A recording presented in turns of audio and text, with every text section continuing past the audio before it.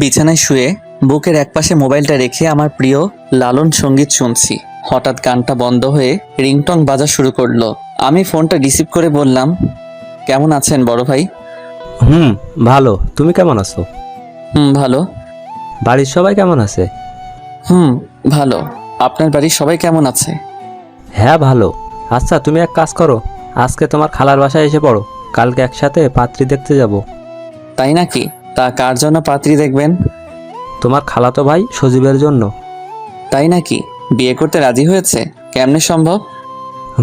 সম্ভব হয়েছে, আমি আছি না। আচ্ছা তুমি তাড়াতাড়ি আসো, আসলেই কথা হবে। অবশ্যই আমি আসতেছি। সজীব ভাইয়ের জন্য পাত্রী দেখা হবে আর আমি সেখানে থাকবো না? এটা কেমনে হয়? আচ্ছা বড় ভাই, আমি 1 ঘন্টার মধ্যে রওনা দিচ্ছি। আচ্ছা আসো তাহলে, ফোন রাখি, দেখে শুনে এসো। ঠিক আছে বড় ভাই। আমি চাঁদ, অনার্স সেকেন্ড ইয়ারে পড়তেছি। এতক্ষণ যার সাথে কথা বললাম সে হচ্ছে আমার খালাতো বোন, সোনিয়া আপুর হাজবেন্ড। আমি তাকে বড় ভাই বলেই ডাকি। আর যার জন্য পাত্রী দেখা হবে সে হচ্ছে আমার খালাতো ভাই সজীব। প্রেম করে ছ্যাঁকা খাইছিল, তাই বিয়ে করতে চাইছিল না। এখন রাজি, হয়তো সোনিয়া আপুর হাজবেন্ড মানে বড় ভাই রাজি করাইছে। সে আমাদের চ্যালেঞ্জ করেছিল, সে রাজি করিয়েই ছাড়বে। বলতেই হবে লোকটার কথায় অনেক পাওয়ার আছে। তা না হলে সজীব ভাইয়ের মতো লোককেও বিয়েতে রাজি করাতে পারে। যাই হোক, এত সব ভাবার সময় নেই। তাড়াতাড়ি রেডি হয়ে খালার বাসায় যাওয়ার জন্য রওনা হলাম। খালার বাসায় পৌঁছাতে পৌঁছাতে রাত 7টা বেজে গেল। রাত অনেক মনে হচ্ছে, কিন্তু সময় দেখে মনে হচ্ছে রাত কেবল শুরু হলো। খালা খালুর সাথে কথা বলে সজীব ভাই রুমে গেলাম। গিয়ে দেখি সজীব ভাই, বড় ভাই আর সজীব ভাইয়ের চাচাতো ভাই সুমন ভাই কার্ড নিয়ে বসে আছে। আমাকে দেখা মাত্রই বড় ভাই বলল, কাপড় চেঞ্জ করে তাড়াতাড়ি ফ্রেশ হয়ে আসো। কেন বড় ভাই, কি হয়েছে? এত তাড়াতাড়ি কেন? আরে কিছুই হয়নি, 29 খেলবো, দেখো না কার্ড নিয়ে বসে আছি। ও আচ্ছা, আমি এখনই আসছি। আমি নতুন 29 খেলা শিখছি, বড় ভাই শিখাইছে, তাই খেলাটার প্রতি আমার একটু বেশি আগ্রহ। তাড়াতাড়ি ফ্রেশ হয়ে আসার পরেই সজীব ভাই একটা খাবারের প্লেট আমার হাতে ধরিয়ে বলল, নে তাড়াতাড়ি খেয়ে নে। আমি বললাম না, এখন খাবো না। কিন্তু বড় ভাই বলল, খেয়ে নাও, আজকে প্রায় সারা রাত 29 খেলবো, পরে আবার খাওয়ার সময় পাবে না। তাই তাড়াতাড়ি খেয়ে খেলা শুরু করলাম। রাত 12টা বাজে, আমার ঘুম ঘুম আসছে। তার উপর আবার কার্ড ভালো পড়তেছে না। আর কার্ড ভালো না পড়লে আমার এমনি খেলতে ইচ্ছে হয় না। তাই বললাম, রাত অনেক হয়েছে, আর খেলবো না। সজীব ভাইও সায় দিল। তারপর বড় ভাই বলল, ঠিক আছে, ঘুমিয়ে পড়ো তাহলে। সকালে সজীব ভাইয়ের ডাকে ঘুম থেকে উঠলাম। কিরে, তুই যাবি না? যাবো তো। তাহলে রেডি হস না কেন? তাড়াতাড়ি ফ্রেশ হয়ে কিছু খেয়ে রেডি হ। এরই মাঝে বড় ভাই এসে বলল, না, তুমি এত অলস, আগে জানতাম না। 15 মিনিট অপেক্ষা করেন, আমি গোসল করে খেয়ে রেডি হচ্ছি। 15 মিনিটের জায়গায় 30 মিনিট লাগলো আমার রেডি হতে। এত তাড়াতাড়ি কেউ রেডি হতে পারে? তাড়াতাড়ি করতে গিয়ে পরে বুঝতে পারলাম প্যান্ট পরছি কিন্তু বেল্ট পরি নাই, যার ফলে একটু পরপর প্যান্টের সাথে আমাকে যুদ্ধ করতে হচ্ছে। 1 ঘন্টা পর সিএনজি থেকে নেমে প্যান্টটা একটু উপর দিকে টান দিয়ে উঠিয়ে পাত্রীর বাড়ি গেলাম। খাওয়া দাওয়ার পর্ব শেষ করে পাত্রী দেখার পর্ব শুরু করলাম। পাত্রীর ঘুমটা সরানোর পরে দেখলাম অসম্ভব সুন্দর পাত্রী। আমাদের সকলের পাত্রী পছন্দ হয়েছে। মুরব্বীর আগেই দেখা দেখি কাজ শেষ করেছে। আমরা 3জনই বাদ ছিলাম, তাই আজকে দেখে নিলাম। চাঁদ, পাত্রী কেমন দেখলে? ভাই আমার হেব্বি পছন্দ হয়েছে। সজীব ভাই যদি বিয়ে না করে তাহলে আমি বিয়ে করব। কিন্তু তোমার সেই চান্স নাই, সজীবেরও পছন্দ হয়েছে, আর বিয়েটাও ফাইনাল করা হবে। তবে তোমার জন্য সুখবর আছে। তা ভাই, সুখবরটা কি? শুনলে না, তোমার ভাবির একটা ছোট বোন আছে, ওইটা তো তোমার জন্য। শুনলাম তো, কিন্তু দেখলাম না তো। যদি ভাবির মতো সুন্দর না হয়? দেখবা কেমন, মেয়েটি টাঙ্গাইল কুমুদিনী কলেজে ছাত্রী নিবাসে থাকে, তার টেস্ট পরীক্ষা চলতেছে, তাই আসতে পারেনি। আর তোমার ভাবি যেহেতু সুন্দর, তার ছোট বোনও সুন্দর হবে। এটা আপনার ভুল ধারণা। যদি বড় মেয়েটি মায়ের মতো আর ছোট মেয়েটি বাবার মতো হয় তাহলে কেমন হবে? তুমিও দেখছি দার্শনিকদের মতো যুক্তি দেখাচ্ছ। আচ্ছা যাই হোক, এটা পরে দেখা যাবে। আপনি ঠিক বলেছেন, ওইটা পরে দেখা যাবে। তার কিছুদিন পরেই সজীব ভাইয়ের বিয়ের দিন তারিখ পড়লো। অবশেষে আসলো সেই মহেন্দ্রক্ষণ সময়। বিয়ের বরযাত্রী হিসেবে রওনা দিচ্ছি। সজীব ভাইয়ের মূল টার্গেট ভাবিরে আনা, আর আমার মূল টার্গেট ভাবির বোনকে দেখা। এসব ভাবতেছি আর একা একাই হাসতেছি। অবশেষে বিয়ে বাড়িতে এসে পড়লাম। বাহ, কি সুন্দর করে বিয়ের গেট সাজিয়েছে। গেটের কাছে সব সুন্দরী মেয়েরা দাঁড়িয়ে আছে। আসলে ময়দা মাখানোর যুগ তো, তাছাড়া বিউটি পার্লারের সহযোগিতায় সব মেয়েদের নায়িকা নায়িকা লাগে। হঠাৎ করে এই নায়িকাদের মাঝে অসম্ভব সুন্দরী এক পরী এসে বলতেছে, এই 10,000 টাকার 1 পয়সাও কম কেউ গেট ছাড়বি না। আমি তো সুন্দরী ওই পরীটাকে দেখাই ব্যস্ত। এরই মধ্যে বড় ভাই আমাকে ফিসফিসিয়ে বলল, এদেরকে সামলাও তো দেখি, কি রকম বুদ্ধি তোমার। আমি বড় ভাইকে বললাম, আচ্ছা ঠিক আছে দেখেন তাহলে। আচ্ছা আপনাদের কত টাকা দিতে হবে? পরীটি বলতে লাগলো, কেন শুনতে পাননি? 10,000 টাকা। আমি মনে মনে ভাবতে লাগলাম, এ তো আস্ত এক ডাকাতনি। পরীর দেশে ডাকাতি করে, এখন মানব সাম্রাজ্যে এসে ডাকাতি করতে যাচ্ছে। আমি বললাম, কিছু কম নেওয়া যায় না? পরীটি বলল, না, 1 টাকাও কম নেওয়া যাবে না। তাহলে আর কি করার, একটা 50 টাকার বান্ডিল পরীর হাতে দিয়ে দিলাম। বাহ কি নরম হাত রে। ইচ্ছে ছিল আর কিছুক্ষণ ধরে রাখি, কিন্তু সব ইচ্ছাই পূরণ করতে নেই, তাই হাতটি ছেড়ে দিয়ে বললাম, এখন গেট ছাড়েন। পরী বলল, না, আগে টাকা গুনে নেই তারপর। কিন্তু ওই পাশ থেকে এক চাচা এসে বলল, হইছে, এখন গেট ছেড়ে দে তোরা। মেহমানরা অনেক পথ পাড়ি দিয়ে আইছে, ওনাদেরকে একটু বিশ্রাম নিতে দে। এই মাত্র 5,000 টাকা দিচ্ছে, এটা হবে না। এভাবে মৃদু আন্দোলন শুরু হলো, কিন্তু ততক্ষণে আমরা বাড়ির ভিতরে এসে পড়েছি। আমি আবার পরীটার কাছে গিয়ে বললাম, এভাবে আন্দোলন করলে হবে না তো, 1952 সালের আন্দোলনের মতো করতে হবে, 5-7 জনকে মরতে হবে। ও সরি, এখানে মরা যাবে না, তো প্রেমে পড়া যাবে, তাই প্রেমে পড়তে হবে, তবেই তো আপনাদের আন্দোলন সফলতা পাবে। এই বলে আমি চলে আসলাম। পিছনে তাকিয়ে দেখি আমার দিকে তাকিয়ে আছে, আর রাগে শুধু কটমট করতেছে। পারলে আমাকে আস্ত গিলে ফেলবে। আমি মনে মনে ভাবতে লাগলাম, যাক, বিয়ে বাড়িতে ভালোই মজা করা যাবে। তবে পরীটি যদি ভাবির বোন হতো তাহলে আরো মজা করা যাবে। খাওয়া দাওয়ার পর্ব শেষ করে অনেকক্ষণ যাবৎ বসে আছি, তবুও ভাবির বোনকে দেখা হলো না। অবশেষে বড় ভাইকে বললাম, চলেন বড় ভাই, ভাবিকে একটু দেখে আসি, আর এর সাথে ভাবির বোনদের সাথেও পরিচিত হয়ে আসি। ও, তোমার তো আবার ভাবির বোনকে দেখা অতি জরুরি, তাই না? আচ্ছা চলো, যাই দেখি পরিচিত হওয়া যায় কিনা। আপনি যে কি বলেন না। ভাবিকে দেখতে গেলাম, সেখানেও যে পরীকে দেখা যাচ্ছে। আমরা যাওয়া মাত্রই পরীটি বলে উঠল, এখানে আপনারা কেন? না, এমনি আসলাম আপনাদের সাথে দেখা করতে, আর তাছাড়া আপনাদের সাথে পরিচিত হতে আসছি। ও তাই বুঝি। আমি সজীব ভাইয়ের একমাত্র খালাতো ভাই, আর উনি হচ্ছে আমার আর সজীব ভাইয়ের একমাত্র দোলা ভাই। ও আমি নীলা, আপনাদের ভাবির একমাত্র বোন, আর এরা হচ্ছে আমাদের পিচ্চি চাচাতো বোন। আমার মন তো খুশিতে লুঙ্গি ড্যান্স দিতেছে, কিন্তু তা প্রকাশ না করে ভাবির কয়েকটা পিক তুললাম। ইচ্ছে ছিল ভাবির বোনেরও পিক তুলবো, কিন্তু ভাবির বোন খুবই শেয়ানা, ভাবির সাথে দাঁড়ালো না, আর আমার পিক তোলাও হলো না। তারপর ওখান থেকে বিদায় নিয়ে আমরা চলে এলাম, এবং বড় ভাই দেখি বলতেছে, কি বলছিলাম না, তোমার ভাবির বোন তোমার ভাবির থেকে সুন্দর হবে, কি তাই হলো তো? তা তো হলো, কিন্তু বড় ভাই মেয়েটির সাথে আমি প্রেম করতে চাই, এবং অবশেষে বিয়েও করতে চাই। আপনি কিন্তু হেল্প করবেন। তা তো করা যাবে, কিন্তু মেয়েটা যদি কারোর সাথে প্রেম করে, সুন্দরী মেয়ে তো বলা যায় না। তাই তো ভাই, এটা তো আমি ভাবিনি। তবে যাই বলো, মেয়েটিকে দেখে মনে হয় না প্রেম করে। তাছাড়া আমার মন বলছে মেয়েটি প্রেম করে না। তাই যেন হয় বড় ভাই, আপনার কথা যেন বরাবরের মতো সত্যি হয়। অবশেষে বিয়ে পড়ানো শেষ হওয়ার পর ভাবিকে নিয়ে চলে যাওয়ার সময় ভাবি আর ভাবির বোনের কান্না দেখে আমার চোখেও প্রায় পানি এসে পড়েছিল। তাই এক প্রকার বাধ্য হয়ে বড় ভাইকে বললাম, বড় ভাই, ভাবিকে সজীব ভাই নিয়ে যাচ্ছে, আমি না হয় ভাবির বোন সাথীকে নিয়ে যাই। আরে এত ব্যস্ত হয়েছো কেন? বললাম না তোমার ব্যবস্থা করব, আমি আসি না, বিশ্বাস রাখো আমার উপর। তা তো রাখছি। কথাটি বলে গাড়িতে উঠলাম। আস্তে আস্তে সবাই গাড়িতে উঠলো। আমি গাড়ি থেকে নীলাকে দেখতে থাকলাম, তার অশ্রুসিক্ত চোখগুলো গাড়ি ছেড়ে দিছে। আস্তে আস্তে চলে যাচ্ছে, এক পর্যায়ে নীলাকে আর দেখা যাচ্ছে না। তাই সামনের দিকে ঘুরে বসলাম, আর ভাবতে লাগলাম কিভাবে নীলার সম্পর্কে বিস্তারিত জানতে পারি। হঠাৎ ভাবির কথা মনে হলো।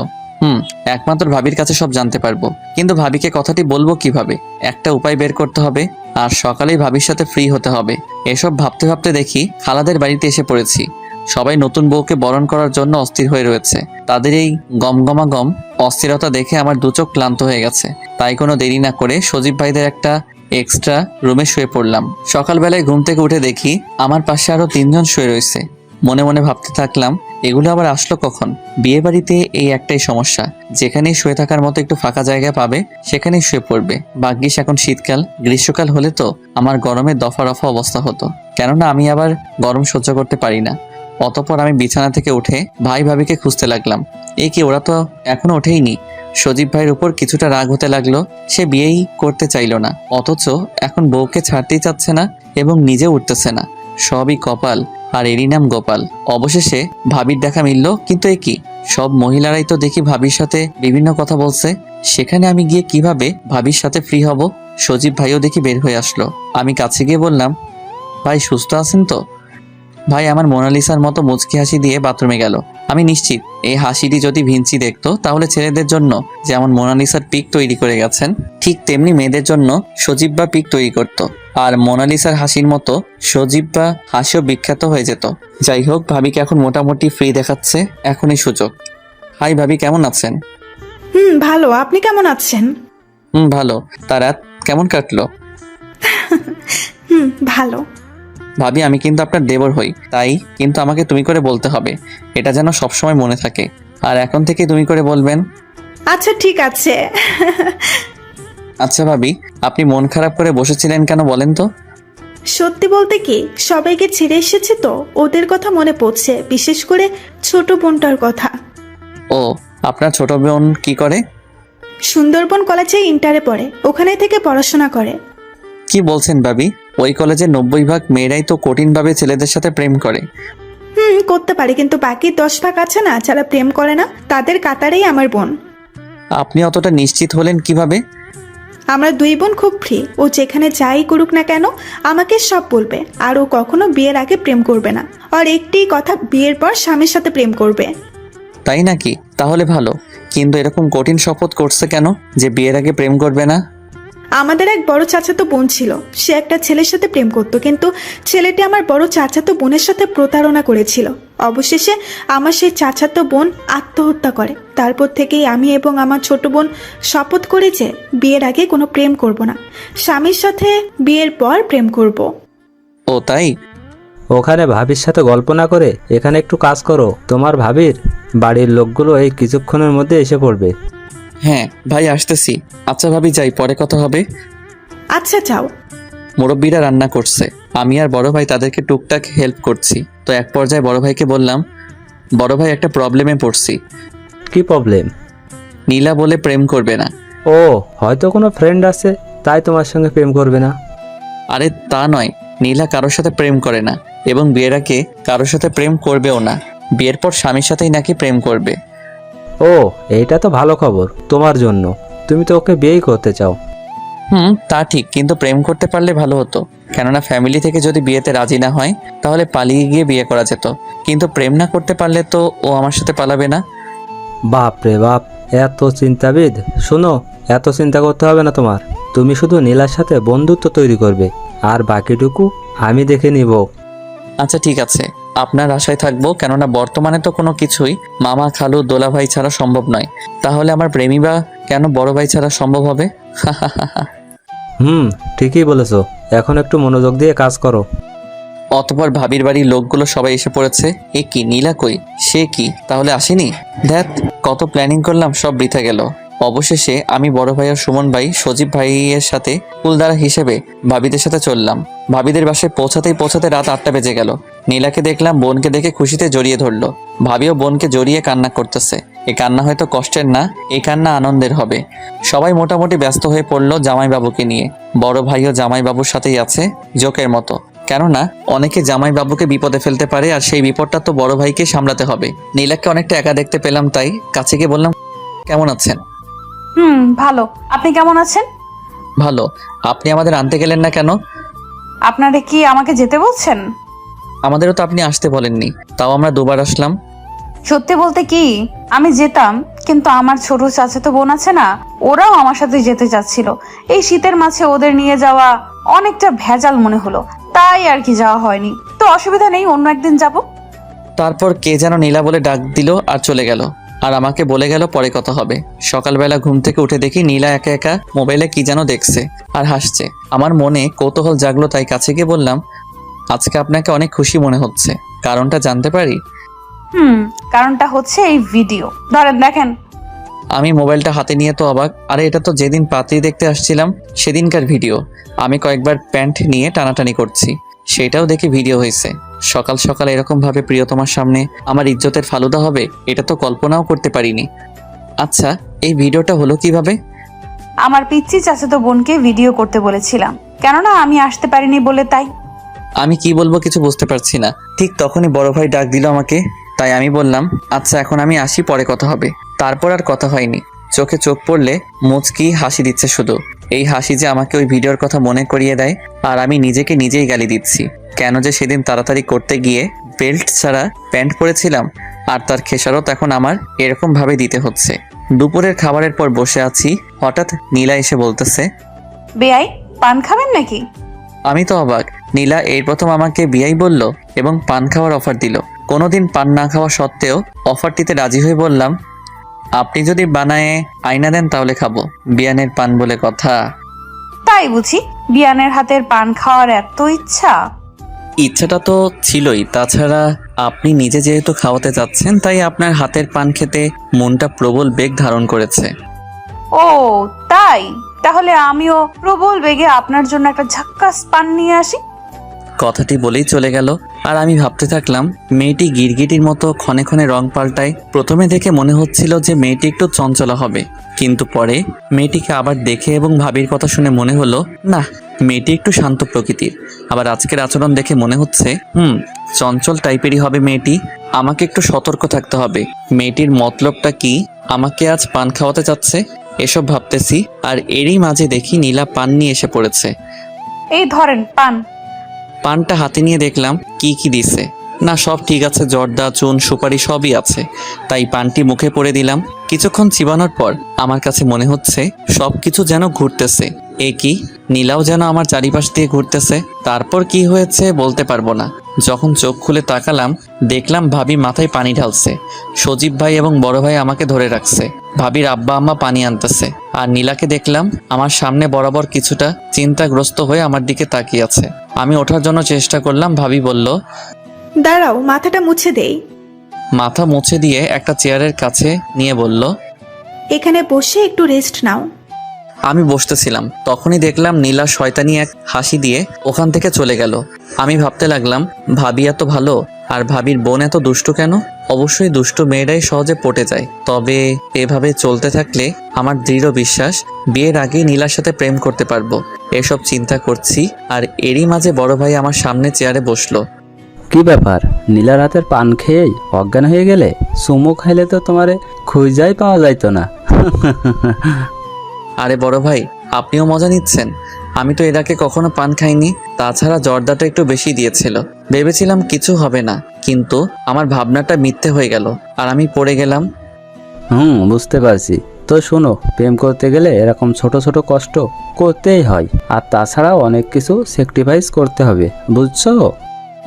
বুঝতে পারলাম। আমরা কথা বলতেছিলাম, আর এরই মাঝে দেখি নীলা সজীব ভাইকে নিয়ে এসে আমাদেরকে বলছে, চলেন আপনাদেরকে আমাদের গ্রামটা একটু ঘুরিয়ে দেখাই। বড় ভাই বলল, খারাপ হবে না, চলো গ্রামটা একটু ঘুরে আসি। গ্রামের ভিতরে রাস্তা দিয়ে হাঁটতেছি। রাস্তাটির দুপাশে সারি সারি লাগানো গাছ, আর দুপাশে অনেক বিস্তৃত এলাকা জুড়ে হলুদ সরিষা ফুলের সমারোহ রাস্তাটির সৌন্দর্য আরও বৃদ্ধি করেছে। এরকম মনোমুগ্ধকর পরিবেশ পছন্দের মানুষের সাথে উপভোগ করার সুযোগ পেয়ে মনটা খুশিতে বাকবাকুম করতেছে। বড় ভাই বলে উঠল, চলো সরিষা খেতে কয়েকটা ফটো তোলা যাক। আমিও তার কথায় সায় দিলাম। আমরা একসাথে সেলফি তুলতে চাইলাম, কিন্তু নীলা আসলো না। আমি আমাদের তিনজনের কয়েকটি ফটো তুললাম। অনেক আশা নিয়ে নীলাকে বললাম, আপনি একাই দাঁড়ান, আপনার একটা ফটো তুলি। আসলে আমি ফটো তুলি না, এমনকি কেউ যদি ফটো তুলতে বলে তাহলেও আমার অ্যালার্জি হয়। কথাটি শুনিয়া সজীব ভাই এবং বড় ভাই উভয়ই অট্ট হাসিতে মেতে উঠল। আমি বোকার মতো নীলার দিকে চেয়ে রইলাম। অবশেষে নিজেকে সামলিয়ে বললাম, তাই নাকি? তাহলে ফটো তোলার দরকার নাই। আমি মনে মনে নিজেকে নিজেই গালি দিচ্ছি, কেন যে ফটো তুলতে চাইলাম আর নিজে নিজেই অপমানিত হলাম। যাই হোক, এই মেয়েকে কিছু বললে অনেক ভেবেচিন্তে বলতে হবে। সবাই এই সুন্দর প্রকৃতিকে উপভোগ করতেছে, শুধু আমি ব্যতীত। কেননা মনে যদি শান্তি না থাকে তাহলে স্বর্গে গিয়েও সুখ পাওয়া যায় না। অবশেষে সবাই চলে আসলাম। আমি রাতে শুয়ে শুয়ে ভাবতেছি কালকে তো চলে যাব, কিন্তু এখনো পর্যন্ত ভালোভাবে কথাই হলো না। তাহলে কবে মোবাইল নম্বর বা ফেসবুক অ্যাকাউন্ট নাম্বার নিব, আর কবেই বা প্রেম করব? সেই চিন্তায় আমার ঘুম আসতেছে না। কালকে সাহস করে মোবাইল নাম্বার যাবো নাকি? নিজেকে নিজেই প্রশ্ন করলাম। না, ফটো তুলতে গিয়ে একবার অপমানিত হয়েছি, আবার নাম্বার চাইতে গিয়ে যদি আবার অপমানিত হই। আর তাছাড়া সব ক্ষেত্রে শুধু সাহস দেখালেই সফলতা পাওয়া যায় না, বুদ্ধিরও প্রয়োজন হয়। এসব ভাবতে ভাবতে কখন যে ঘুমিয়ে পড়ছি জানি না। সকালে ঘুম থেকে উঠে বাইরে বের হয়ে দেখি সবাই কাজে ব্যস্ত। নীলাও দেখি অনেক কাজ করতেছে। মনে মনে ভাবলাম আজকে তো নীলার সাথে কথাই বলা যাবে না, তাই উদাস মনে চেয়ারে বসে আছি। কিছুক্ষণ পর পিছন থেকে কে যেন বলল, বেআইয়ের কি মন খারাপ? আমি পিছন দিকে তাকিয়ে দেখি নীলা। তারপর বললাম, না এমনি কেন যেন ভালো লাগতেছে না। ও আচ্ছা, আমি যাই, আমার অনেক কাজ করতে হবে। এটা বলেই নীলা চলে গেল। দেখতে দেখতে বিকেল হয়ে গেল। সবাই রেডিও হয়েছে, আমিও রেডি হয়েছি বাড়িতে যাওয়ার জন্য। ভাবির মনটা খারাপ, তাদের পরিবার ছেড়ে চলে যাচ্ছে। আমার মনটাও খারাপ, নীলাকে ছেড়ে চলে যাচ্ছি বলে। নীলা আমার কাছে এসে বলল, বেআই আবার আসবেন কিন্তু। আমিও তাকে কিছু বলতে যাব, তার আগে সে সজীব ভাইদের কাছে গেল তাদের বিদায় জানাতে। আমি আর কিছু বললাম না, গাড়িতে উঠে পড়লাম। একে একে সবাই উঠে পড়লো। আমি নীলার দিকে তাকিয়ে আছি। নীলা আমার চোখে একবার চোখ রেখেছিল, কিন্তু সেই চোখে আমার জন্য কোনো অনুভূতি আছে কিনা বুঝতে পারলাম না। কি আর বলবো, এই কয়দিনে আমি যা বুঝলাম মেয়েটি আসলে অনেক রহস্যময়ী। কেননা একবার মনে হয় মেয়েটি আমার সাথে কথা বলতে ইচ্ছুক, এই কারণে নিজে থেকে অনেক সময় আমার সাথে কথা বলেছে। আবার মনে হয় আমার সাথে কথা বলতে তার কোনো আগ্রহ নেই। ধ্যাত, আমি মনে হয় ব্যর্থ হলাম। হতাশ মন নিয়ে সজীব ভাইদের বাড়ি পৌঁছালাম। সকালবেলায় খাওয়া দাওয়া করে বসে বসে ফেসবুক চালাচ্ছি, আর তখনই ভাবি এসে বলছে, কি করছো? এই একটু ফেসবুক চালাচ্ছি। তুমি ফেসবুক চালাও, তাহলে আমাকে রিকোয়েস্ট পাঠাও না কেন? ও, আপনিও চালান নাকি? আচ্ছা, আপনার আইডির নাম বলেন। চাঁদের বুড়ি। কি নাম আর খুঁজে পাননি? ভাবি কিছু না বলে শুধু একটু মুচকি হাসলো। আমি রিকোয়েস্ট পাঠিয়ে ভাবির আইডি দেখতেছি। দেখলাম ভাবির প্রতিটি স্ট্যাটাসে ইয়া আক্তার নীলা নামের এআইডি ভালো ভালো কমেন্ট করছে, এবং প্রতিটি কমেন্টে আপু শব্দটি উল্লেখ করেছে। কেন যেন আমার মনে হইতেছিল এই আইডি নীলার আইডি হবে। নিশ্চিত হওয়ার জন্য ভাবিকে বললাম, আচ্ছা ভাবি, হিয়া আক্তার নীলা এটা কার আইডি? আপনার প্রতিটা স্ট্যাটাসে ভালো ভালো কমেন্ট করছে। ও, এটা আমার ছোট বোন নীলার আইডি। আমার মনে যেন আশার প্রদীপ জ্বলে উঠল, কিন্তু ভাবিকে তা বুঝতে না দিয়ে বললাম, ও। ভাবি আমার এখান থেকে চলে যাওয়ার পর আমি নীলাকে রিকোয়েস্ট পাঠালাম। তারপর বিকেলবেলায় সবার কাছ থেকে বিদায় নিয়ে আমি আমাদের বাড়ি চলে আসলাম। রাতে ফেসবুকে ঢুকে দেখলাম অ্যাকসেপ্ট করে নাই। পরপর 3 দিন দেখলাম তাও অ্যাকসেপ্ট করে নাই। আমার খুব রাগ হলো, তাই SMS করলাম, আমি আপনাকে ফ্রেন্ড রিকোয়েস্ট পাঠাইছি, প্রেমপত্র পাঠাইনি যে এত ভাব ধরতে হবে। SMSটি পাঠিয়ে ঘুমিয়ে পড়লাম।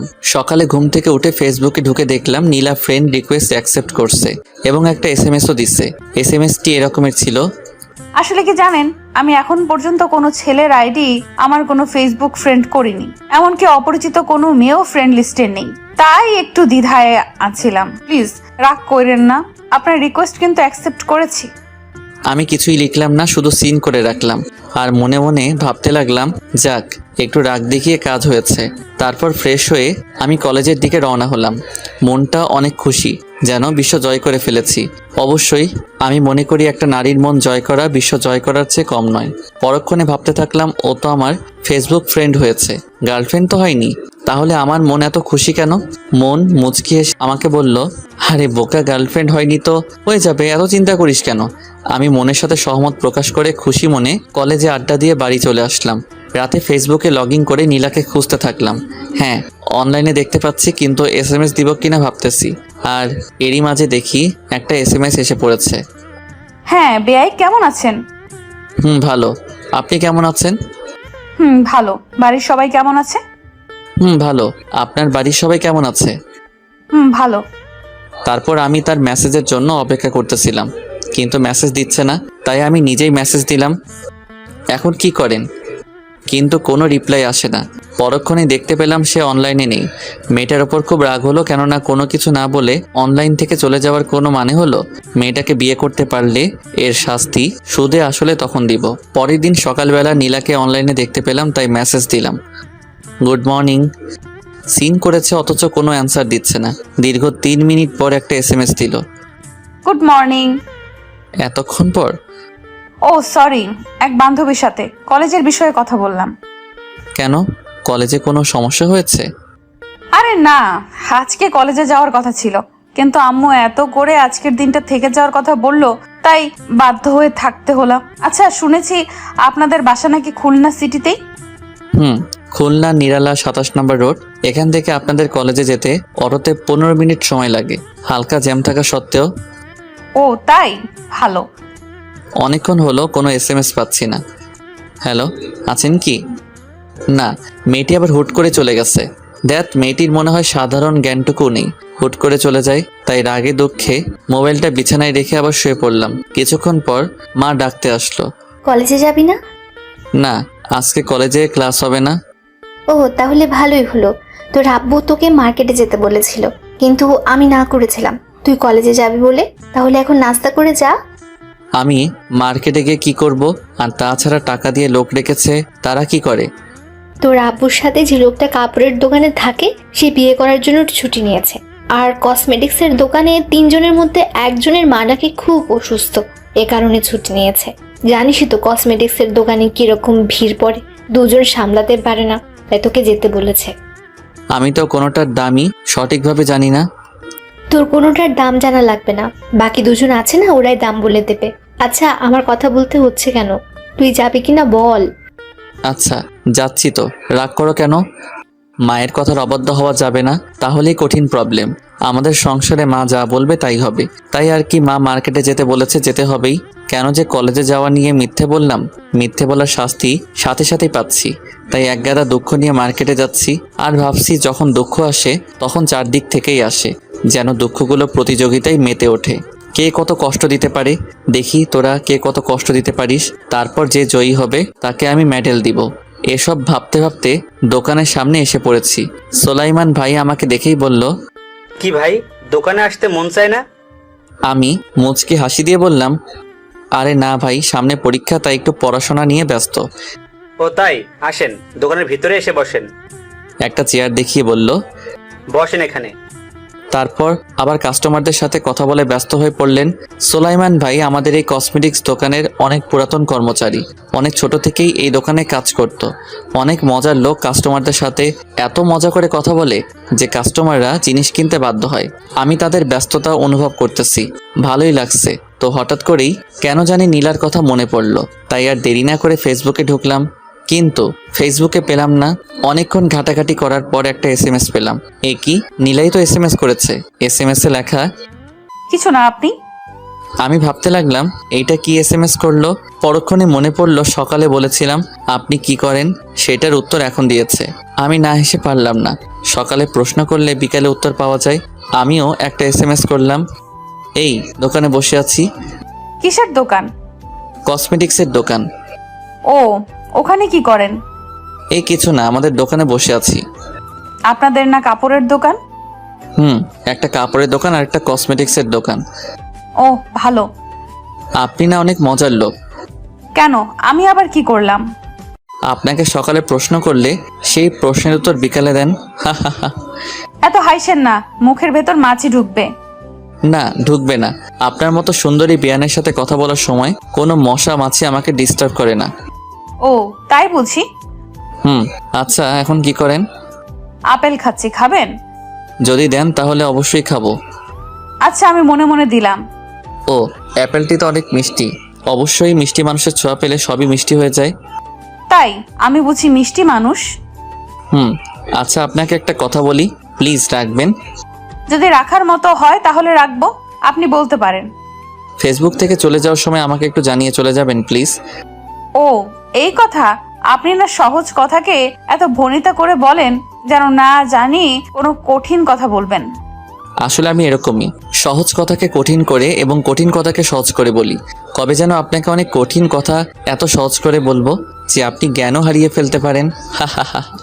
এই যে মিস্টার, আমি আপনার মতো নই যে কিনা পান খেয়েই জ্ঞান হারিয়ে ফেলে। নিজের ফাঁদে নিজেই ধরা পড়লাম। আচ্ছা, আপনি কিন্তু আমার কথা রাখবেন কিনা সেটা বলেননি। ও আচ্ছা, ঠিক আছে। আপনাকে ফেসবুক থেকে চলে যাওয়ার সময় সুন্দর করে বিদায় জানিয়ে তারপর চলে যাব, ঠিক আছে? ঠিক আছে। বিআই সাহেব, ভালো থাকবেন, পরে কথা হবে, এখন বাই। দাঁড়ান, একটু কথা আছে। কি কথা বলেন বেআই, শুনি। রাতে ফেসবুকে আসবেন তো? ও সরি বেআই, রাতে আসতে পারবো না, এমনকি আগামীকাল সারাদিনেও ফেসবুকে আসতে পারবো না। একেবারে আগামীকাল রাতে ফেসবুকে আসবো। কেন এত লম্বা বিদায় কেন? আগামীকাল কলেজের হোস্টেলে উঠবো, তো রাতে সব গুছিয়ে রাখতে হবে। এবং আজকে রাত জাগা যাবে না, কেননা সকালে উঠতে হবে। আর সকালে রওনা দিলে দুপুরে হোস্টেলে পৌঁছাতে পারবো। তারপর আমাকে একটু ঘুমাতে হবে, কেননা জার্নি করলে প্রচুর ঘুম পায়। সো আপনার সাথে একেবারে আগামীকাল রাতে কথা হবে, যদি বেঁচে থাকি। ও তাহলে আর কি করার। আচ্ছা, ভালো থাকবেন, বাই। ওকে, আপনিও ভালো থাকবেন, বাই। আমার লাস্ট এসএমএসটি সিন না করে চলে গেল। মেয়েটি কেমন জানি, বুঝলাম না, যেন তারা লেগেই থাকে। সন্ধ্যা হয়ে যাচ্ছে, তাই সোলাইমান ভাইয়ের কাছ থেকে বিদায় নিয়ে বাড়ি চলে আসলাম। আজকে রাতে ফেসবুকে ঢোকার কোনো ইচ্ছা নেই, কেননা যেখানে নীলা নেই সেখানে আমিও নেই। তাই আগেই ঘুমিয়ে পড়লাম।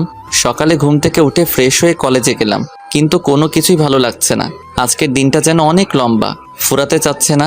আমি যে রাতের জন্য অপেক্ষা করছি সেটা তো আর রাত জানে না, তাই রাতের এত অবহেলা।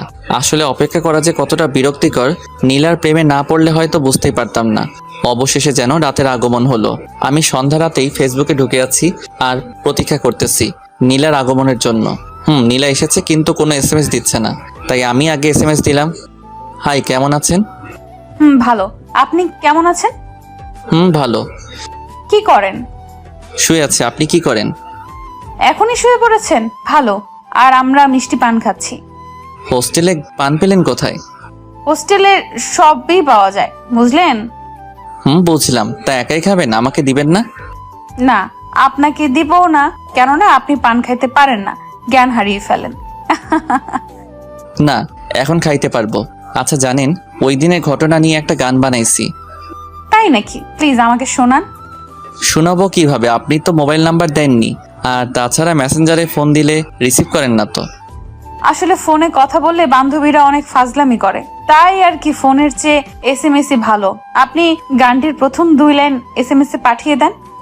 মনে মনে ভাবতে লাগলাম, ধ্যাত, নাম্বার নেওয়ার একটা প্ল্যান করছিলাম, তাও ব্যর্থ হলাম। কি হলো, আছেন নাকি? আছি তো। তাহলে গানটি লিখেন না কেন? দিচ্ছি, একটু ওয়েট করেন। ওকে। কি পান খাওয়াইল রে বিয়ান, গড়িয়া পড়িয়া যায়, এখনো না মোর কাটিল না ঘোর, বিয়ানের প্রেমের নেশায়। কিছুটা ভয় নিয়ে এসএমএসটি পাঠিয়ে দিলাম। এটা কি আর প্রেমের নেশা মানে? আরে রাগ করছেন কেন? এটা তো একটা গান। আর তাছাড়া আমার একটু লিখতে ভুল হয়েছে, ওখানে প্রেমের নেশা না হয়ে হবে পানের নেশা। ও তাই বলেন? অনেক সাহস জাগিয়ে বললাম। আচ্ছা, এতে রাগের কি আছে? আমরা কি প্রেম করতে পারি না? আর প্রেম করলে অসুবিধা কোথায়? অনেক অসুবিধা। আমি বিয়ের আগে কোনো প্রেমে বিশ্বাসী নই, আর আমি আপনাকে ভালো একটা বন্ধু ভাবি, এর বেশি কিছু নয়। আরে আমি তো আপনার সাথে একটু ফান করলাম, আপনার সাথেই তো একটু ফান করবো, তাই না? তা ঠিক। আচ্ছা, ভালো থাকবেন, পরে কথা হবে, বাই। Okay, by. তারপর আর কি, ঘুমিয়ে পড়লাম। সকালে ফেসবুকে ঢুকেই দেখলাম নীলা গুড মর্নিং জানিয়েছে, আমিও গুড মর্নিং জানালাম। কিছু সময় পর, বিআই সাহেব কেমন আছেন গো? এসএমএসটি দেখে আমার মনটা আবার খুশিতে ভরে গেল, তাই বললাম, ভালো। আপনি কেমন আছেন গো?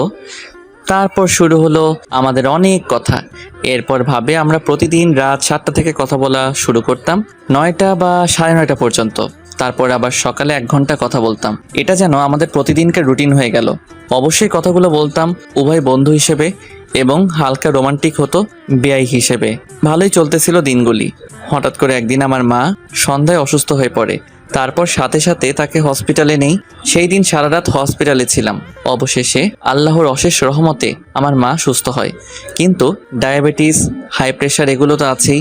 মা যখন আমাকে বলে, আমি মনে হয় আর বেশি দিন বাঁচবো না রে, তখন আমার এতটা কান্না পায়। তারপর আবার রাগও করি আর বলি, তুমি এরকম কথা বলো কেন? বাংলাদেশে অধিকাংশ লোকই এখন ডায়াবেটিস, হাই প্রেশারের মতো প্রবলেমে ভুগতেছে। এটা কন্ট্রোল করতে পারলেই হলো। বেশি চিন্তা করবা না, আর প্রতিদিন ব্যায়াম করবা, তাহলে ঠিক হবে। মা তখন একটু হাসি দিয়ে বলল, আচ্ছা ঠিক আছে। মায়ের হাসি মুখখানা দেখে আমারও মনটা ভালো হয়ে গেল। সন্ধ্যা রাতে বিছানায় শুয়ে ফেসবুকে ঢোকার সাথে সাথেই টুনটুন করে বেজে উঠল। দেখি নীলা এসএমএস করেছে, হাই। তারপর আবার একটি দিয়েছে, আপনি ফেসবুকে আসেন না কেন? কিন্তু এসএমএস গুলো ছিল 2 দিন আগের রাত্রে। তারপর নীলা ফেসবুকে আসেনি, তাই আমি তাড়াতাড়ি লিখলাম যে মা অসুস্থ ছিল। তাই আমি 2 দিন ফেসবুকে আসতে পারিনি। Sorry for this, please pardon me. তোমাকে অন্তত জানানো দরকার ছিল। এসএমএসটি পাঠানোর একদিন পর দেখি নীলা ফেসবুকে এসেছে এবং আমাকে এসএমএসও করেছে। It's okay. আচ্ছা, আপনাকে একটা কথা বলতে চাই। বলেন। আপনি আর আমাকে এসএমএস করবেন না, আর আপনি এসএমএস করলেও আমার কোনো অ্যান্সার পাবেন না। কিন্তু কেন? আমি যদি আপনাকে কোনো কষ্ট দিয়ে থাকি তাহলে আমাকে প্লিজ মাফ করে দেন। আমি আপনার সাথে কথা না বলে থাকতে পারবো না। না, আপনি আমাকে কোনো কষ্ট দেননি, কিন্তু আমার এই সিদ্ধান্ত আমার এবং আপনার উভয়ের জন্যই ভালো। প্লিজ আর কিছু জানতে চাবেন না। ভালো থাকবেন, বাই। সত্যি বলতে কি জানেন, আমি আপনাকে অনেক ভালোবাসি, কিন্তু আপনি সেদিন রাগ করলেন তাই আমি আপনার সাথে বন্ধু হয়ে থাকতে চাইলাম। কেননা আপনার সাথে কথা বলতে পারবো বলে, কিন্তু বন্ধু হয়েও রইলেন না। ঠিক আছে, ভালো থাকবেন। লোকে একটা কথা বলে, মদ খা, গাঁজা খা, তবু প্রেম করিস না। কথাটি আমার জন্য উপদেশমূলক ছিল, কিন্তু আমি তা পালন করতে পারিনি। এখন থেকে তাই করব, মদ খাবো, গাঁজা খাবো, তাও কোনো প্রেম করব না, এমনকি বিয়েও করব না। আশা করি ভালো থাকবেন, সুখে থাকবেন। আমি আর কোনোদিন আপনাকে এসএমএস করব না। এসএমএসটি পাঠিয়ে ফেসবুক আইডিটি ডিঅ্যাক্টিভেট করে দিলাম। এমনকি ফেসবুক, ইন্টারনেটের মতো সফটওয়্যার ছিল সব ডিলিট করে দিলাম। একটা ঘুমের ওষুধ খেয়ে ঘুমিয়ে পড়লাম। ভালোই ঘুম হয়েছিল। 11টা পর্যন্ত ঘুমিয়েছিলাম। মা অনেকবার ডাকতে এসেছিল। আমি ঘুম থেকে ওঠার পর মা এক প্রকার দৌড়ে চলে আসলো। কি হয়েছে বাপ তোর? না, কিছুই হয়নি। তাহলে এতক্ষণ ঘুমিয়েছিলি? আগে তো কখনো এত ঘুম আসনি। এমনি রাত জেগে পড়েছি, তাই উঠতে দেরি হয়েছে। তারপর মা আর কিছু বলল না। ফ্রেশ হয়ে বন্ধুদের সাথে আড্ডা দিতে গেলাম। ওদের সাথে আড্ডা দিতে গিয়েছি বলে ওরা অনেকটাই অবাক, কেননা ওদের সাথে অনেক দিন ধরে আড্ডা দেই না। ওদের মাঝে যাওয়ার পর দেখলাম এক বন্ধু সিগারেট খাচ্ছে। আমি বললাম, সিগারেটটা দে তো। সবাই অবাক। সিগারেট হাতে নিয়ে একটা টান দেওয়ার প্রস্তুতি নিচ্ছি। এই কি, সবাই দেখে আমার দিকে অনেক আশ্চর্য হয়ে তাকিয়ে আছে। জাতিসংঘ যদি ওদের দেখতে পারতো তাহলে পৃথিবীতে প্রথম আশ্চর্যজনক জিনিস হিসেবে আমি উপাধি পেতাম। যাই হোক, সিগারেটটা প্রথম টান দেওয়ার সাথে সাথে কাশতে কাশতে বুকের ব্যথা শুরু হলো। মনের ব্যথা দূর করতে গিয়ে আমি তো বুকের ব্যথা বাড়িয়ে ফেললাম। ওরা সবাই জানতে চাইলো আমার কি হয়েছে। সব কথা খুলে বললাম। আর কি ওদেরকে বললাম, দোস্ত, সিগারেটে আমার দুঃখ যাবে না, মদের ব্যবস্থা কর। ওরা অনেকেই অনেক উপদেশ দিতে চাইলো, কিন্তু আমার এক কথা, মদ খাবো। অবশেষে ওরা রাজি হলো, কিন্তু সন্ধ্যায়। তাই সারা দিন ওদের সাথে আড্ডা দিয়ে সন্ধ্যায় মিন্টুর চায়ের দোকানে গেলাম। ওখানে গোপনে মদ বিক্রি করে, তাই ওখান থেকে আমার এক বন্ধু গোপনে মদ কিনে নিয়ে আসলো। আরেক বন্ধু কয়েকটা স্পিড নিয়ে আসলো। সবই হলো। এখন খাবো কোথায় সেটা চিন্তা করতে থাকলাম। তখন এক বন্ধু বলল, আমার বাসা আজকে খালি আছে, কিন্তু শুধুমাত্র আমার দাদু আছে। এইটা শুনে আমরা সবাই একসাথে বললাম, তোর দাদু তো কানেই শুনে না। সবাই হাসতে হাসতে ওদের বাসার দিকে রওনা হলাম। সবাই ফ্লোরে গোল হয়ে বসে আছি, মাঝখানে মদের বোতল আর স্পিড। আমি বললাম, স্পিড আনছিস কেন? এক বন্ধু বলল, তুই তো নতুন, সরাসরি মদ খেতে পারবি না, তাই স্পিডের সাথে মিশিয়ে খেতে হবে। আমি এমনি খেতে পারবো। তাই মদের বোতল থেকে কিছু অংশ কাপে ঢেলে মুখের কাছে নিতেই কেমন যেন গন্ধ আসলো। আমি ভাবতে লাগলাম, মানুষ কেন এগুলো খায়? পরক্ষণেই মনে হলো আমার দুঃখ দূর করতে হবে, তাই দেরি না করে পুরোটাই মুখে দিয়ে গিলে ফেললাম। এ কি, আমার গলার ভিতর দিয়ে যেন আগুন যাচ্ছে। আমি কিছুক্ষণ নিথর হয়ে রইলাম, তারপর সাহস করে বললাম, দে, আবার খাবো। ওরা কাপে কিছুটা মদ ঢেলে সাথে স্পিডও দিল। কাপটা হাতে নিলাম, দেখি হাত কাঁপতেছে। তারপরে মুখে নিয়ে খেয়ে ফেললাম। এক বন্ধু বলল, এই রে, কাম সারছে, টক আনা হয়নি। রাফি যদি মাতলামি করে তাহলে টক খাওয়াতে হবে। আরেক বন্ধু বলল, তাহলে বসে আছিস কেন, যা নিয়ে আয়। আরে আমার কাছে টাকা নাই তো, সবার টাকা দিয়েই তো মদ আর স্পিড কেনা হলো। রাফি, তোর কাছে টাকা আছে? আমি পকেটে হাত দিয়ে টাকা বের করে দিলাম। আরে কি করছিস? এটা তো মোবাইল দিলি। ও দাঁড়া। আবার আরেক পকেটে হাত দিয়ে বললাম, এখন নেই। তারপরও চলে গেল। আমার আরেক বন্ধু বলল, এই, তোর মোবাইলে তোর আব্বু 35 বার কল দিয়েছে, তোর আম্মু 40 বার কল দিয়েছে, বড় ভাই দিয়ে সেভ করা নাম্বারটি 7 বার কল দিয়েছে, আর ধর এখন আন্নার নাম্বার দিয়ে কে যেন কল করছে। ও আচ্ছা, দে। রিসিভ করতে গিয়ে কেটে দিয়েছি। তারপর আবার কল করলো। এবার রিসিভ করার সাথে সাথে অপর পাশ থেকে বলা শুরু করলো, হ্যালো, আমি নীলা। আপনি এখন কোথায় আছেন? এখনো বাসায় যাননি কেন? আমিও নেই নাই। হ্যালো হ্যালো আপনি কি মদ খাচ্ছেন? হ্যালো হ্যালো ও একটু কাজে ব্যস্ত, আপনি পরে ফোন দেন। কিন্তু তোরা সবাই নাচছিস কেন? হা, দৌড়াচ্ছিস কেন? ধর, এই নে, এটা টক, খা, ভালো লাগবে। তোরা খা। না, তোর খাওয়া প্রয়োজন। এটা কি দিলি রে, এত মিষ্টি কেন? দোস্ত, 10টা বাজে চলে যেতে হবে। তোর মাতলামি ঠিক হয়েছে? কই মাতলামি করলাম, এখন যাই রে। একা যেতে পারবি তো? পারবো বলেই চলে আসলাম। বাসায় আসার পর দেখলাম দরজা খোলা, মা আব্বা উভয় বসে আছে। আমি কাউকে কিছু না বলে আমার রুমে ঢুকে শুয়ে পড়লাম। তবে অনেক আশ্চর্য হলাম, কেউ কিছু বলল না। অনেক ঘুম পাচ্ছে, তাই ঘুমিয়ে পড়লাম। সকালে ঘুম থেকে উঠে আরো আশ্চর্য হলাম, আব্বা বাসায় আছে। কেননা আমি সহজে আব্বাকে সকালে বাসায় দেখি না। মা এসে বলে গেল তাড়াতাড়ি ফ্রেশ হয়ে নিতে। আমি কিছু বললাম না। ফ্রেশ হয়ে এসে খাবার খাওয়ার পর মা বলল, তাড়াতাড়ি রেডি হ। রেডি হব কেন? কোথায় যাবে? এত কথা বলিস কেন? রেডি হতে বলেছি, রেডি হ। আমরা যেখানে যাব সেখানে যাবি। আচ্ছা ঠিক আছে, তোমরা যেখানে যাবে আমিও যাব, তবু রাগ করো না।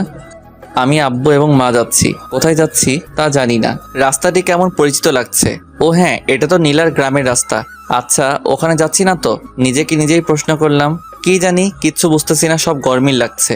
আচ্ছা আমি যে নীলাকে ভালোবাসি সেটা কি মা আব্বু জেনে গেছে? আর জানলো কিভাবে? ধরলাম তারা যেভাবেই হোক জেনেছে, কিন্তু সেখানে যাচ্ছে কেন? কোনো অঘটন ঘটনা ঘটেনি তো? না, তা হবে কেন? আমি তো নীলাকে কষ্ট দেইনি, বরং নীলাই আমাকে কষ্ট দিয়েছে।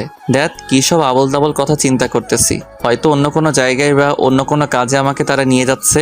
যেটাই হোক, এসব চিন্তা বাদ দেই, তা না হলে আবার মাথা ব্যথা শুরু হবে। অবশেষে আমরা নীলার বাড়ির সামনেই নামলাম। আমি অনেকটা অবাক এবং কিছু রাগী হয়ে মাকে প্রশ্ন করলাম, আচ্ছা মা, তোমরা কোথায় যাচ্ছ? কি করছো আমাকে একটু বলবে? শুনতে চাস? তাহলে শোন, তোর বিয়ে ঠিক করতে এসেছি। কি? আমার বিয়ে ঠিক করতে এসেছো আর আমি জানি না? আমি বিয়ে করব না। তুই আমার সাথে রাগ দেখাস? তোর বিয়ে ঠিক করতে এসেছিলাম, কিন্তু না, আজকে বিয়ে করে বউ নিয়ে বাড়ি যাব। মা তুমি কি পাগল হয়েছো? কি বলছো এসব? আমি তোমার একমাত্র ছেলে, আমাকে এরকম জঘন্যভাবে বিয়ে করাবে? চুপ, আর একটা কথা বলবি না। আব্বু আমার কানের কাছে মুখ এনে ফিসফিসিয়ে বলল, তোর মা যা বলছে তাই শোন, তা না হলে যত রাগ দেখাবি ততই প্রবলেমে পড়বি। তুই তো জানিসই তোর মায়ের রাগের সময় চুপ করে থাকাই ভালো। তাই আমি আর কিছু না বলে চুপ করে রইলাম। মা আব্বু নীলার বাড়িতে প্রবেশ করলো, আমিও পিছন পিছন চললাম। এ কি, সজীব ভাই, ভাবি, বড় ভাই সবাই এখানে উপস্থিত। খাবারের পর্ব শেষ করে বিয়ের বিষয় নিয়ে সবাই আলোচনায় বসলো। তাই আমি বারান্দায় চলে আসলাম। বারান্দা থেকে তাদের কথাগুলো শোনার চেষ্টা করলাম। বেয়াই সাহেব, আমরা আজকে এসেছিলাম বিয়ের দিন তারিখ ঠিক করতে, তাই না? তাই তো বলছিলেন। কিন্তু আমরা চাচ্ছি বিয়ে আজই হবে, এবং এই সিদ্ধান্তটি এখানে আসা মাত্রই নিলাম। কিন্তু বিয়ের কোনো কিছুই তো কেনা হয়নি, তাই বলছিলাম কি 2-1 দিন পরে হলেই ভালো হয়। আরে অসুবিধা নেই, আমি আমাদের দোকানের কর্মচারী সোলাইমানকে মেয়ে ও ছেলের বিয়ের সকল জিনিসপত্র নিয়ে আসতে বলেছি। ওরা তো বাড়ি চিনবে না, তাই ওরা আপনাদের বাজারে এসে থাকবে। সজীব আবার ওদের চিনে, ও বাজার থেকে ওদেরকে নিয়ে আসবে। এটা নিয়ে আপনার কোনো চিন্তা করতে হবে না। ছোট মেয়ের বিয়ে, আয়োজনের একটা ব্যাপার আছে না? শুনুন, প্রায় 2 মাস আগে আপনার বড় মেয়েকে বিয়ে দিয়েছেন, সেখানে অনেক খরচ করেছেন। তাই আমি চাচ্ছি এই বিয়েতে আপনার কোনো খরচ করার দরকার নেই। আপনি শুধু আপনার মেয়েটিকে দেবেন। আর তাছাড়া আমি বিয়ের সকল জিনিসপত্র নিয়ে সোলেমানকে আসতে বলেছি। প্লিজ আপনি এসব বিষয় একটু ভেবে দেখেন। আচ্ছা আপনি যেহেতু বলছেন তাহলে আমার কোনো আপত্তি নেই। এই কথা শুনে মা আব্বু আরো অনেকেই একসাথে আলহামদুলিল্লাহ বলল। মা সজীব ভাইকে বাজারে পাঠিয়ে দিল। আমি আর কি এখানে বসে রইলাম। কিছুক্ষণ পর দেখি বড় ভাই মুচকি মুচকি হাসি দিয়ে আমার কাছে আসলো। আমাকে দেখে বলল, কি ভাই, খুশি হওনি? খুশি হয়েছি, তবে আমি চাচ্ছিলাম বিয়েটা অনার্স পাস করেই করব, কিন্তু তার হলো না। তাছাড়া আরও একটা ইচ্ছা ছিল, প্রেম করে বিয়ে করার। সবার সব ইচ্ছা পূরণ করা যায় না, তাছাড়া স্যাক্রিফাইস বলে একটা কথা আছে। আর তুমি জানো না, কিছু পেতে হলে কিছু দিতে হয়। তাই নীলাকে তুমি পাচ্ছ, বিনিময়ে বিয়ের আগে প্রেমটা ছেড়ে দিতে হচ্ছে। তাছাড়া তোমাদের উভয়কে পড়ালেখা করতে হবে। তারপরেও যদি বিয়েটা 1 মাস পিছিয়ে দিতে পারতেন তাহলে ওর সাথে বিয়ের আগে প্রেম করতে পারতাম। প্লিজ আপনি একটু দেখেন না। আচ্ছা তুমি কি চাও, নীলাকে তুমি হারিয়ে ফেলো? কি বলছেন এসব? আমি নীলাকে হারাতে চাবো কেন? আমি তো ওকে বিয়ে করতেই চাই, কিন্তু বিয়ের আগে একটু প্রেম করতে চেয়েছি। কেননা বন্ধুরা বলেছে লুকিয়ে লুকিয়ে প্রেমে নাকি অনেক মজা, তাই আর কি। আরে বিয়ের পরের প্রেম, ওটাই আরো বেশি মজা। তোমার যে বন্ধুরা এসব কথা বলে, তারা কি বিয়ে করেছে? তারা বিয়ের পরের প্রেম বুঝবে কেমনে? আর তারপরও তুমি যদি চাও তাহলে আমি খালাম্মাকে বলে দেখি কি বলে। তবে মনে রেখো, বিয়ে ভেঙে গেলে আমার আর কিছু করার থাকবে না। কেননা খালাম্মা বেশি রেগে গেলে বিয়েটা ক্যান্সেল হয়ে যেতে পারে। পরে দেখা যাবে আমও হারালে সালাও হারালে। না থাক, বিয়ের পরেই প্রেম করব, তাও নীলাকে হারানো যাবে না। আচ্ছা বড় ভাই, আপনারা কিভাবে কি করলেন যে মা সহজে আমাকে এত তাড়াতাড়ি বিয়ে করাতে রাজি হয়েছে? ও তাহলে শোনো এই রহস্যময় কাহিনী। তুমি নীলার সাথে ফেসবুকে লাস্ট SMS করেছিলে তুমি জীবনেও প্রেম করবে না, বিয়েও করবে না, সিগারেট খাবে, মদ খাবে, তাও প্রেম করবে না, কারণ তুমি নীলাকে ভালোবাসতে।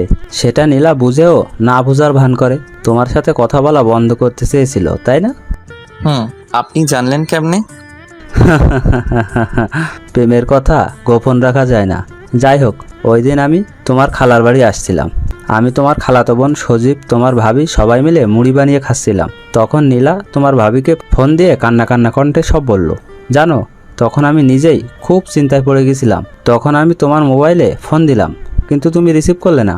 তখন আমি খালাম্মাকে ফোন দিলাম, শুনলাম তুমি সকালে বের হইছো, অথচ দুপুরেও বাড়ি ফেরো নাই। তাই আর দেরি না করে আমি, সজীব আর তোমার ভাবি তোমাদের বাড়িতে গেলাম। নীলাকেও কলেজ থেকে নিয়ে আসলাম। তোমার মাকে সব বললাম। তখন বিকেল গড়িয়ে রাত হলো, তাও তোমার আসার কোনো খবর নাই, এবং ফোন করেও তোমার পাচ্ছি না। তখন তোমার মা কান্না করা শুরু করলো। এর মধ্যে দেখি খবর পেয়ে খালুও চলে এসেছে। সবাই ফোন দিচ্ছে, কিন্তু কারোর ফোনই রিসিভ করছো না। তখন নীলা ফোন দিল, তাও রিসিভ করলে না, বরং কেটে দিলে। দুইবার যখন নীলা ফোন দিল, তখন তুমি রিসিভ করার সাথে সাথে খালু লাউড স্পিকার দিতে বললো, আর তখন তুমি মদ খেয়ে মাতলামি করে বললে এবং ফোনও কেটে দিলে। জানো, সবাই তখন কিছুক্ষণের জন্য স্তব্ধ হয়ে গেলাম। তখন খালাম্মা নীলাকে বলল, আচ্ছা মা, তুমি কি রাফিকে বিয়ে করবে? নীলা মাথা নিচু করে কি উত্তর দিয়েছে জানো? তার মা বাবা যেখানে বিয়ে দিবে সেখানেও রাজি। তখন খালাম্মা নীলার বাবা মায়ের সাথে তোমার বিয়ের কথা বলেন, তারা রাজিও হয়ে যায়। আর তাই আমরা তখনই নীলাদের বাড়িতে চলে আসি। পরের কাহিনী তো জানোই। এই সজীব চলে এসেছে, একটু দেখে আসি সব ঠিকঠাক আছে কিনা। এই বলেই বড় ভাই চলে গেল। আমি ভাবতে থাকলাম, তার মানে আমার জন্য নীলার বিন্দুমাত্র ভালোবাসা জন্মায়নি। তাহলে আমি কি শুধু ওকে একতরফা ভালোবেসে গেলাম? যখন নীলার সাথে আমার বিয়ের কথা শুনলাম, তখন আমি বাইরে যাই প্রকাশ করিনি। কেন ভিতরে ভিতরে অনেক খুশি ছিলাম, কিন্তু এখন কেন যে হাহাকার লাগছে। বিয়ের কাজ শেষ হয়েছে, নীলার হাত আমার হাতের উপর রয়েছে। গাড়িতে ওঠার পর আমি হাত ছেড়ে দিলাম, কিন্তু নীলা আমার হাত ছাড়েনি। আমি কিছু বললাম না, ওর দিকে তাকালামও না।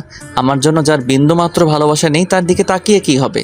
রাত 11টা বাজে। বড় ভাই অনেক মজার কথাই বলল, যা আগে কখনো শুনিনি। মনটা যদি ভালো থাকতো, তাহলে তার কথাগুলো উপভোগ করতে পারতাম। মন ভালো নেই, তাই তার কোনো কথাই আমার কাছে উপভোগ করার মতো হয়নি। বাসর ঘরে ঢোকার পর দেখতে পেলাম নীলা খাটের মাঝে বসে আছে। হ্যাঁ, এরকমই তো থাকার কথা। আমাকে দেখা মাত্রই সালাম দিল। আমি সালামের উত্তর অস্পষ্টভাবে দিলাম। বিছানা ছেড়ে আমাকে সালাম করতে এসেছিল। আমি অনেক কষ্টে বললাম, থাক, দরকার নেই, শুয়ে পড়েন। কথাটি বলেই আমি একপাশে শুয়ে পড়লাম। ও হয়তো খুবই আশ্চর্য হয়েছে, তাই কিছুক্ষণ পর বলল, আচ্ছা, আমি সেদিনকার করা কথা বলার জন্য খুবই দুঃখিত। দেখেন, আমার কিছু করার ছিল না, প্লিজ আমাকে মাফ করে দেন। আমি চুপ করেন, রাত অনেক হয়েছে, এখন শুয়ে পড়েন। কিছুক্ষণ পর মৃদু কান্নার আওয়াজ শুনতে পেলাম। এরপর অতিরিক্ত ঠান্ডা লাগলে যেরকম করে নাক টানে, সেরকম ভাবে নাক টানছে আর কান্না করতেছে। এরপর একসময় আর আওয়াজ শুনছি না, মনে হয় ঘুমিয়ে পড়েছে। পরের দিন সকালবেলা বড় ভাই অনেক কথা বলল, কিন্তু আমি তার কথায় উত্তর না দিয়ে মুচকি হাসি দিয়ে এড়িয়ে চললাম। নীলাকে দেখলাম সবার সাথে হাসি মুখে কথা বলছে। আমি সারাদিন বন্ধুদের সাথে আড্ডা দিয়ে সন্ধ্যায় বাড়ি ফিরলাম। ফলে মা অনেক রাগারাগি করলো। আমি চুপ করে রইলাম, কেননা কথা বললেই প্রবলেম।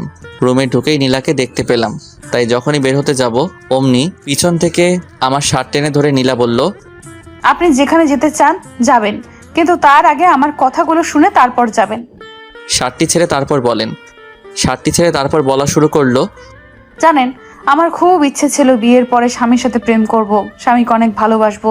তাই কোনোদিন কোনো ছেলের সাথে প্রয়োজন ছাড়া কথা বলিনি, ফোনে কথা বলিনি, ফেসবুকে ফ্রেন্ড বানাইনি। কিন্তু আপনি যখন ফেসবুকে ফ্রেন্ড হলেন, আপনার সাথে কথা বলে ভালো লাগতো, তাই কথা বলতাম। আর ভয়ও পেতাম যদি মায়ায় পড়ে যাই কিংবা ভালোবেসে ফেলি, তাই হঠাৎ করেই চলে যেতাম, যাতে আপনি আমার প্রতি বিরক্ত হন। তারপর আপনার মা যখন অসুস্থ হলো, তখন টানা 2 দিন আপনার সাথে কথা বলতে পারিনি। তখন বিশ্বাস করেন, আমার এত খারাপ লাগছিল, যেন আমার মাঝে কি যেন নেই। আপনাকে অনেক মিস করতে লাগলাম। আর তখনই বুঝতে পারলাম আমি আমার অজানাই আপনাকে ভালোবেসে ফেলেছি। আর তখনই আমার মায়ের কথা, বোনের কথা মনে পড়লো। ওরা সব সময় একটা কথা বলতো, বিয়ের আগে মেয়েদের প্রেম করতে নেই, বিয়ের পর একমাত্র স্বামীর সাথেই প্রেম করতে হয়, তা না হলে মেয়েদের অনেক বদনাম হয়। তাই আপনাকে ভুলে থাকার জন্য তখন খুব কড়া কথা বলেছি, যেন আপনি আর মেসেজ না দেন। আর এটা যদি আমার অপরাধ হয়ে থাকে, তাহলে আপনি আমাকে যে কোনো শাস্তি দিতে পারেন, আমি কিছুই বলবো না। কথাগুলো বলে নীলা চোখের পানি মুছেই রুম থেকে চলে যাচ্ছিল।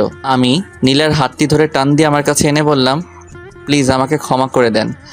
ও আমাকে জড়িয়ে ধরে কান্না করতে থাকলো, আমি ওকে জড়িয়ে ধরলাম। কিছুক্ষণ পর ও আমাকে ছেড়ে দিয়ে বলল, ক্ষমা করতে পারি, আমাকে তুমি করে বলতে হবে। ঠিক আছে, আমি তুমি করে বলবো, কিন্তু তোমাকেও তুমি করে বলতে হবে। আচ্ছা ঠিক আছে। নীলা শোনো, বাসরাতটি তো আমাদের রাগ অভিমানে কেটেছে, কিছুই করতে পারিনি, তাই আজকে আমাদের বাসরাত হবে, কি বলো? যা দুষ্টু কোথাকার। সকালে শুয়ে আছি, নীলা আমাকে ডাক দিয়ে তার ভেজা চুলগুলো ছেড়ে দিয়ে ড্রেসিং টেবিলের সামনে বসে কপালে একটি টিপ দিয়ে সাজতেছে। আমি দৃশ্যটি দেখে টেবিল থেকে ডায়েরি নিয়ে একটা কবিতা লেখা শুরু করলাম। নীলা আমার দিকে তাকিয়ে বলল, এই কি করছো? তোমার জন্য একটা কবিতা লিখলাম। তাই নাকি? একটু শোনাও না প্লিজ। আচ্ছা তাহলে শোনো। ভ্রান্ত হয়েছে কি আমার মন, ভোরের আলোতে দেখছি যেন তমস্যার চন্দন, ঘোর কাটিলেও তোমার ললাটের ওই টিপ দেখে অমায়িকভাবে তাকিয়ে কেন আছো, ঠোঁটের কিনারায় মিষ্টি হাসি মেখে, প্রকৃতি যেন হেরিল তোমার রূপের কাছে, উদ্যম কালো কবরীর ছন্দহীন খেলায় আমি মুগ্ধ হয়ে যাই বেলায় বেলায়, শয্যা থেকে উঠি অপলক চোখে তাকিয়ে আছি, লজ্জা পেয়ে কেন রুদ্ধ করিলে তোমার আখি, সহসা মোর কাছে আসি আহনা বাহুডোরে, ভালোবেসে যাব তোমায় জনম জনম ভরে। নীলা দৌড়ে এসে আমাকে জড়িয়ে ধরে বলল, বাহ, তুমি তো অনেক সুন্দর কবিতা লিখতে পারো। তোমার কাছে আমি আর কিচ্ছু চাই না, শুধু এরকম ভাবে আমাকে ভালোবেসে যাবে প্লিজ। আমি আমার জান পাখিকে ভালোবাসবো না তো কাকে ভালোবাসবো? আর এইভাবে শুরু হলো আমাদের ভালোবাসাময় জীবন, বাকিটুকু তো বুঝতেই পারছেন।